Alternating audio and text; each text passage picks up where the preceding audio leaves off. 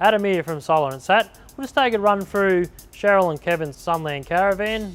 We just recently upgraded their existing system, which was a giant power system that had failed on them.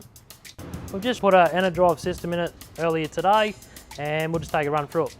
First things first, we've got the Enderdrive B-Tech Lithium.